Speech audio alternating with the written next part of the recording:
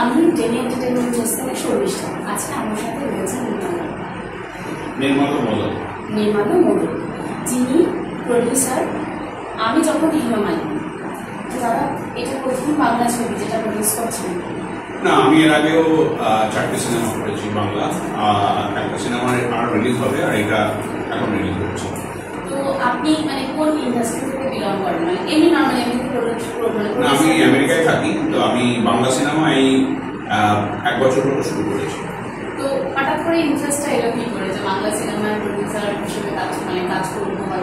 বাংলা সিনেমার আমি যেহেতু পশ্চিমবাংলার ছেলে এবং পশ্চিমবাংলায় বড় হয়েছি, তো আমি চাইছিলাম যে বাংলা আমার সিনেমাও খুব ভালো লাগে ছোটবেলা থেকে।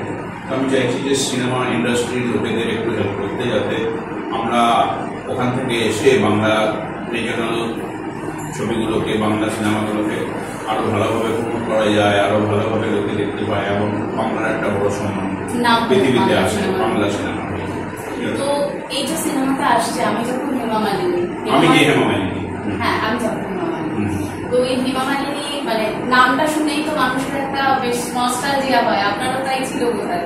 হ্যাঁ, আমার যখন পারমিতা আমাকে কল করেছিল যে এরকম প্রোডাকশনের জন্য এবং গল্পটা নিয়ে, আমার খুব ভালো লেগেছে। এবং ওনার একটা আমাকে কয়েকজন ফিডব্যাক দিয়েছিল, খুব ভালো ডাইরেক্টর এবং গল্পটাও ভালো, সেই জন্য আমি ইন্টারেস্টেড হয়ে শুরু করেছি।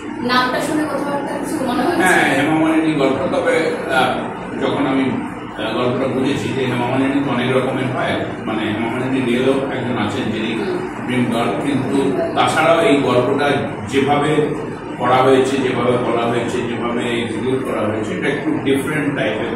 তো এগুলো খুব ভালো লেগেছে। মানে নাম শুনলে মনে হচ্ছে যে এটা হেমা মালিনীর বায়োপিক, বাট এটা নয়, স্টোরিটা একদমই ডিফারেন্ট, অন্য একটা গল্প, মানে একটা ভালো গল্প। হ্যাঁ।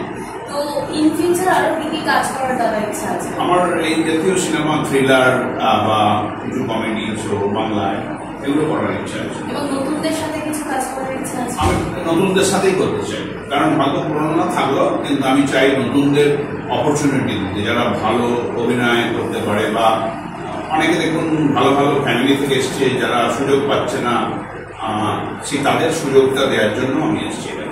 তো আপনি কি এখানে কোনো প্রোডাকশন হাউস খুলেছেন? আমি জাস্ট শুরু করেছি আমার নাম দিয়ে, মোদক এন্টারটেইনমেন্ট বলে, কিন্তু এখনো সেইভাবে এক্সিকিউট হয়নি, মানে সেভাবে কিছু করিনি এখন।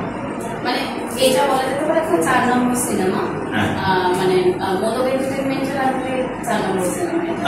মোদক এন্টারটেইনমেন্টের আন্ডারে এটা নয়, এটা আমার নিজের নাম দিয়ে আর আমার ওয়াইফের নাম দিয়ে করা। তো মোদক এন্টারটেইনমেন্ট সিনেমাগুলো এখনো এক্সিকিউট হয়নি। মানে এই সিনেমা এই যে করবেন, ম্যাডাম ইন্টারেস্টেড? হ্যাঁ, ইন্টারেস্ট আছে, কিন্তু আমি কিন্তু করেছি। তো দর্শকদেরকে কি বলবেন এই ছবি ঘিরে আপনার কতটা? মানে আমি বলবো যে প্রত্যেকটা বাংলা সিনেমা এবং প্রত্যেকেই সিনেমাটা খুব ভালো করে হলে গিয়ে দেখুন এবং বাঙালিদের সাপোর্ট করুন, এবং আশা করছি যে অনেকেই এই বাঙালি ব্যাপারটা নিয়ে আগে যাক, এবং যারা নতুন নিউ কামার আছে তাদের অভিনয় দেখুন, তাদেরকে অনেক আশীর্বাদ করুন, যাতে তারা আগে আরো এগিয়ে যেতে পারে। তো আপনি তো বিদেশে থাকেন, আমেরিকায় থাকেন শুনলাম, তো এই ছবিটা কোনোভাবে কি বিদেশে রিলিজ করানো ভাবছেন? হ্যাঁ, আমরা সেটারও কথাবার্তা হচ্ছে। এটা শিকাগো ফেস্টিভ্যালে এটা অ্যাওয়ার্ড পেয়েছে, তো আমরা ওখানেও মানে নিয়ে যাওয়ার চিন্তা ভাবনা আছে। Congratulations for that. শুধু কি সিনেমাতেই মানে এটা বাউন্ডারিজটা থাকবে, নাকি ওয়েব সিরিজ বা অন্য কিছু? না, আপাতত সিনেমার মধ্যেই সীমিত। সামনে তো পুজো আসছে, মানে আপনি তো আশা করছেন পুজোটা কাটিয়ে যাবেন? না, আমি এখনই চলে যাবো, পুজোটা আমি আমেরিকাতে কাটাবো। কলকাতার পুজো ভালো লাগে না?